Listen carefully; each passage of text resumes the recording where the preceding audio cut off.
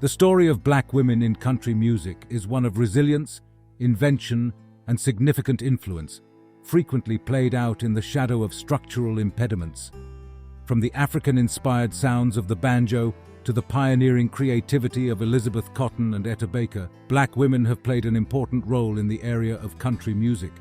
Their experiences, from Cotton's cotton picking to Martell's historic Opry appearance, reflect a heritage of breaking down barriers and defying the established quo, paving the way for continued advocacy and representation in country music.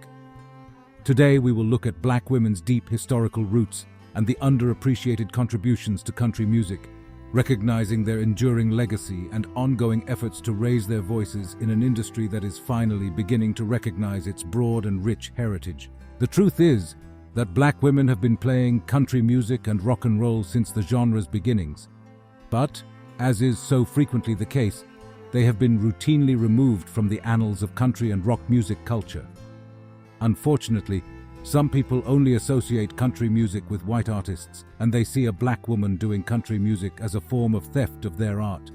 To disprove this myth, we will look at the roots and early innovators of country music, such as Ma Rainey and Memphis Minnie. May Rainey. Rainey was born on April 26, 1886. She was raised in an impoverished household in Columbus, a major river port and minstrel show destination. Her grandma and both of her parents were vocalists. She showed musical talent early on, beginning her career at the age of 14 in a local talent event called Bunch of Blackberries, held at Columbus's Springer Opera House. She was among the first women to mix blues into minstrel and vaudeville stage shows, fusing genres from country blues to early jazz and her unique musical style. Rainey began a 5-year partnership with Paramount in December 1923, becoming one of the first women to commercially record the blues, eventually creating more than 100 records of her compositions with some of the best musicians of the day.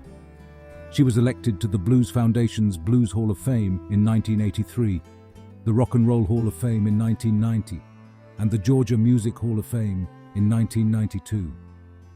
In 1994, the United States Postal Service produced a stamp in her honor. Memphis Minnie. Memphis, on the other hand, was born on June 3, 1887, in rural Algiers, Louisiana, as Lizzie Douglas. Minnie's career spanned the 1920s of country blues to the 1950s of electric blues, thanks to her powerful voice and one-of-a-kind guitar talents. When she arrived in Chicago in 1930, she helped to shape the urban blues scene. Her sound was based in country, but she helped shape the electric Chicago blues and incorporated elements of R&B and rock and roll into her music. Minnie collaborated with well-known blues musicians throughout her career, including Joe McCoy, who later married her in the late 1920s. They were signed by the Columbia label and recorded Bumblebee, one of her best-known songs, in 1930. To shed more light on this subject, we will also be looking at the influence that gospel music and blues music had on country music and the black women's role in its development. It is widely assumed that gospel music has always had a significant impact on country music, with many of the most famous soul and country singers beginning their vocal careers in gospel church choirs. Country music arose from the heady fusion of English, Scottish, and Irish folk music traditions retained in the Appalachian region of the United States, popular music from the early 20th century, and African American musical traditions such as the blues. The Carter family, Jimmie Rodgers, and Charlie Poole were 3 of the highest-rated musicians during this period. The Carter family was greatly affected by mountain gospel music, with specific vocal melodies and harmonies. Meanwhile, Charlie Poole was a well-known banjo musician who developed his style and primarily performed covers. Poole was on the edge of even greater success, having been invited to Hollywood to perform music for films when he died from a 13-week drinking binge. Jimmie Rodgers was the most successful and influential of the 3, combining gospel, folk, and blues music he learned while working as a train brakeman. Rodgers is best known for popularizing the yodel in country music, though he was not the first to do so, as well as being one of the first popular singer-songwriters in American music. Here are a few women who broke ground in country music. During the mid-20th century, Linda Martell. Linda Martell was one of the few African-American women who rose to prominence in country music. She was born in Leesville, South Carolina, and began performing R&B in Columbia bars. She got her start in country music in 1969 when she signed with Shelby Singleton's Plantation label. That summer, she reached the top 25 with Color Him Father, becoming the first black woman to perform on the Grand Ole Opry. In 1970, she achieved 2 top 60 singles with Before the Next Teardrop Falls and Bad Case of the Blues, but she never returned to the country music charts. Ruby Falls. Bertha Bearden Dorsey was a Jackson, Tennessee native. Ruby Falls, her stage name, became well known among country music lovers. Several sources state that she was one of the most successful black female country music performers. She began singing at a young age, either in church or at community functions. As a teenager, she relocated to Milwaukee, Wisconsin. She became a professional entertainer at the time, singing lead for numerous local bands, including Harvey Scales and the Seven Sounds. Ruby returned to Tennessee in 1974, settling in Nashville. Her talents were recognized, and she quickly found herself on tour with Justin Tubb. Her talent to entertain audiences was well acclaimed, even in Las Vegas. Johnny Howard discovered her and signed her to a recording contract with the 50 States record label. In 1975, she received a nomination for the most promising female vocalist in country music. Let's dive into those few black female country music singers that impacted the Renaissance period. Rissi Palmer. Rissi Palmer was born on August 19, 1981. She is a gifted American country music performer. Palmer made her breakthrough with the track Country Girl in 2007, becoming the first African-American woman to chart a country tune since Donna Mason in 1987. Rissi Palmer temporarily broke into the country music mainstream in 2007 when her track Country Girl debuted on Billboard's Hot Country Songs chart. Its accomplishment places her as one of only 3 black women, along with Linda Martell and Mickey Guyton, to have accomplished the feat with a solo single. Valerie June. Valerie June was born in 1982 in Tennessee. She is an American singer, songwriter, and equally a multi-instrumentalist. She started recording and performing in 2001, first with her then-husband as the duo Bella Sun. Her solo sound incorporates folk, blues, gospel, soul, country, Appalachian, and bluegrass. If June had been a roots artist in America 80 years ago, as she frequently sings, she may have been a major influence on today's plethora of retro troubadours. Her music a beautifully expressive blend of blues, folk, gospel, soul, Appalachian, and bluegrass. June's fame continued to soar after the album's release in 2013, with her hits receiving substantial rotation on European radio and a support slot with British singer-songwriter Jake Bugg. Critics complimented her uniqueness and ability to transition seamlessly between styles and tones. Let's venture into the contemporary voices. Mickey Guyton, Candace Michael. Guyton was born in 1983 in Arlington, Texas. Guyton spent much of her childhood moving with her family as her father pursued his career in engineering. Music, on the other hand, remained a constant for the aspiring singer who began singing in her church choir at the age of 5.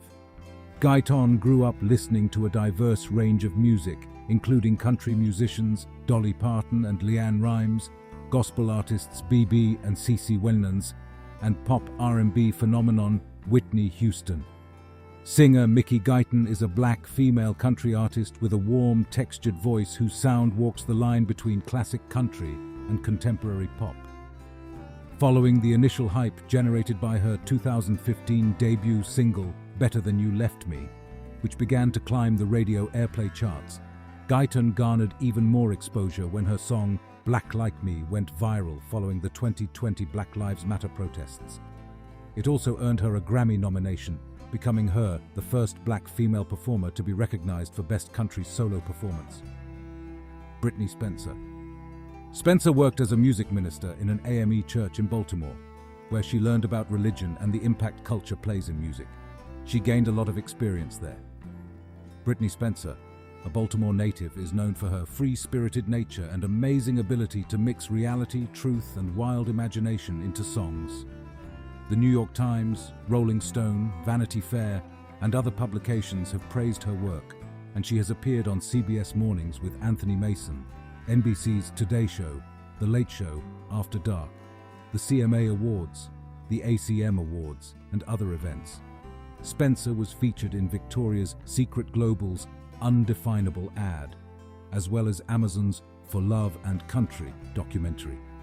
Brittney is an ardent champion for her community and the environment, and she actively supports numerous causes such as Habitat for Humanity, the Women's March, CARE, and others. Beyonce Knowles was born on September 4, 1981 in Houston, Texas, USA. The American singer-songwriter and actress who rose to prominence in the late 1990s as the lead singer of the R&B group Destiny's Child before embarking on a highly successful solo career. She earned a record-breaking 32 Grammys. She will soon release Renaissance Act 2, a distinctly country-themed piece in the singer's planned trilogy series, following the publication of Renaissance in 2022. Beyond the stage, how have these Black female country musicians navigated their identities within the genre of country music? Over time, Black female country performers have shown to be an unstoppable force in the country music genre, seeking racial and gender equality. For nearly a decade, these women have tried to establish themselves in an industry dominated by white men. With the odds stacked against them, the courageous women had to make a career-altering decision: leave or fight for representation. Ultimately, the majority of them were able to overcome the challenges they faced. The same is true for racial discrimination.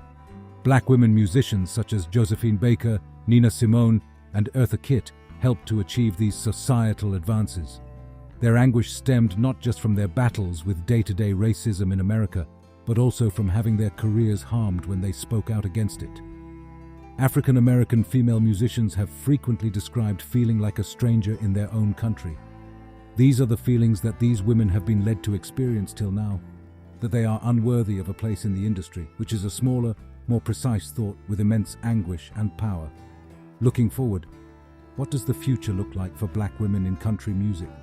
The context for how and why Black musicians will play a significant role in country music's dynamic future begins in the distant past.